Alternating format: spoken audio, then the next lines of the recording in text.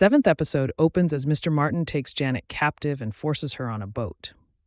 As they paddle away, Mr. Martin attempts to lift her spirits by telling her that they've finally gotten what they wanted, a second chance at life. However, Janet disagrees, stating that it's not a second chance since she's not in her real body. Realizing that Mr. Martin will never understand her perspective, Janet tells him he no longer needs her. Now that he's swapped bodies, he's free to go his own way. But Mr. Martin refuses to let her go. In response, Janet takes matters into her own hands, knocking him out with the paddle and sending him into the water so she can escape. Meanwhile, Simon and the others at the cabin search for her. They finally spot her emerging from the lake. Once she steps out of the water completely, she firmly insists that Simon take her back to Split River High. While Simon takes her back, Xavier and Nicole stay behind at the cabin. As they clean up, they talk about Maddie and other topics. Unbeknownst to them, someone is lurking outside, watching through the window. Xavier takes out the trash and notices footprints on the ground. As he inspects them, someone suddenly pops out of nowhere and covers his mouth. Later in the episode, Xavier is seen bound in a boat, drifting on the lake. Meanwhile, Quinn shows Rhonda what she found in her scar. It's the missing page from Janet's journal, and what's written on it isn't good.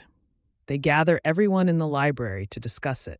According to Rhonda, the page details Janet and Mr. Martin's sinister plan to imprison the teen ghosts and experiment on them. She believes their ultimate goal was to use them as a means to escape the school. Suddenly, Simon's voice echoes through the PA system, instructing everyone to gather in the cafeteria. He's back, and Janet is with him. As they gather in the cafeteria, Maddie and the others waste no time questioning Janet about the missing page. However, they begin by confronting her about why she lied about her death. Janet explains that she and Mr. Martin didn't want anyone to know the truth, which was that she was the person responsible for burning down the chemistry room. It was an accident, and at first, Janet felt guilty about being the cause of her and Mr. Martin's deaths. However, Mr. Martin was forgiving and didn't make her feel bad about it.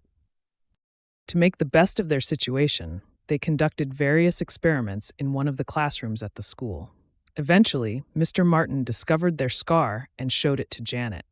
They wanted to understand what it was and what it all meant, so they started doing research. However, they couldn't quite figure it out. 5 years pass by, and suddenly, the lights in the room start flickering. They go into another classroom to find cops dragging out a body bag. A scared Rhonda stands nearby. At that moment, Janet and Mr. Martin knew they were no longer the only spirits at the school. They offered comfort to Rhonda and invited her to join their afterlife club. Rhonda inquired about Janet's death, and Mr. Martin fabricated a story claiming Janet died from falling down a flight of stairs. He lied to protect her, and Janet allowed it. As they left the classroom where Rhonda had passed, Janet noticed that when Rhonda dropped her college acceptance letter, the red light under the door vanished. This is when she and Mr. Martin discovered what triggered their scars. They realized it was their keys, aka death items. They came to the conclusion that they shared the same key, which was Mr. Martin's watch. As time passed, more people died at the school and became spirits. Dawn was one of the new spirits, and she and Janet had a conversation that led to Janet coming up with a theory. Her theory was that the scars were fueled by trauma, and that's what made them exist. After Janet revealed all this to the group, Rhonda asked her what caused the fallout between her and Mr. Martin. Janet then explained, on Christmas Day, Janet, Mr. Martin, Rhonda, Charlie, and Wally gathered in a classroom at Split River High. When Mr. Martin went to retrieve the Christmas cookies from another room, Janet decided to join him. On their way, they discussed the plan they had been working on to escape the school. According to Janet, when someone enters one of the scars, it generates an energetic surge. She and Mr. Martin had previously hypothesized that the fence around the school, which keeps them trapped, is actually an electromagnetic barrier.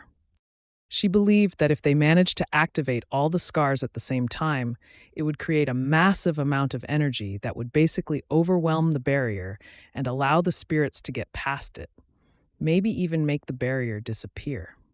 Mr. Martin was eager to put the plan into action right away, but Janet hesitated. The plan required trapping the other spirits in their scars, essentially condemning them to their own personal hells. While Janet couldn't accept that sacrifice, Mr. Martin saw it as a necessary step for the greater good. This fundamental disagreement drove a wedge between them, as their goals no longer aligned. Janet wanted to stop Mr. Martin, but she had to figure out a way. She knew he wouldn't stop just because she asked, but maybe she could persuade him to consider another approach. Her plan involved making herself the sacrifice instead of the other spirits. She began entering her scar more frequently and for longer periods, hoping that it would generate enough energy to break down the barrier. She and Mr. Martin didn't want anyone to disrupt the experiment, so they told the other spirits she had crossed over. However, the more Janet went into her scar, the more she began to lose herself. It got to a point where she was begging Mr. Martin not to make her go into her scar, but he would still force her. The experiment appeared to be going nowhere, but everything shifted one day. While Janet was in her scar, enough energy built up to weaken the veil between the living and the dead within the school. Once Mr. Martin discovered this, there was no holding him back. Feeling trapped and desperate, Janet made the drastic decision to take over Maddie's body on a night when the veil was at its thinnest. After Janet explains everything to Maddie and the teen ghosts, Charlie tells Maddie to give Mr. Martin's watch to Janet. Maddie hands the watch to Janet and tells her that while she knows she won't use it now, she'll need it later when they switch bodies back so that she can get back into her scar. Maddie then opens up about having been in her scar before. As Maddie describes it, Janet realizes she's not actually talking about her scar. But whose scar could Maddie have gone in? It was Mr. Martin's. Janet then comes to the realization that the watch isn't her key. It's only Mr. Martin's. The reason she was able to enter her scar when Mr. Martin was forcing her was because Mr. Martin is her key. Nicole, Claire, and Diego manage to find Xavier and rescue him. However, just as Nicole and Claire are untying him, Mr. Martin appears, wielding a sharp object and taking Diego hostage. He demands their car keys, and Diego quickly hands them over. Before leaving, Mr. Martin warns them not to follow him and then walks away. Later, Xavier informs Simon about Mr. Martin escaping. Back at Split River High, Simon meets up with Maddie.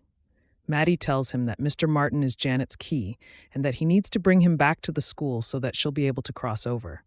Maddie will also be able to get her body back. However, Simon reveals there's a problem. We see Mr. Martin driving out of town in a car.